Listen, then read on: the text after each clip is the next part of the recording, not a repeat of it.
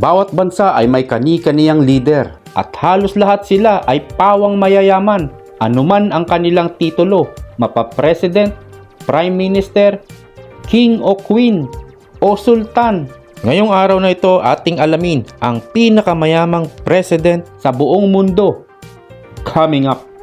Pero bago yan, inaanyayahan kita na mag-like sa videong ito at huwag kalilimutang mag-subscribe para updated ka sa mga parating kong video.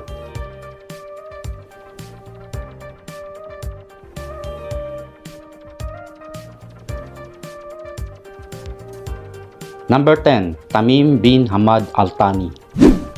Ipinanganak noong June 3, 1980 sa Doha, Qatar, 43 years old. Si Tamim ang Emir of Qatar o Head of State of the country. Siya rin ang Commander-in-Chief of the Armed Forces at Guarantor of the Constitution.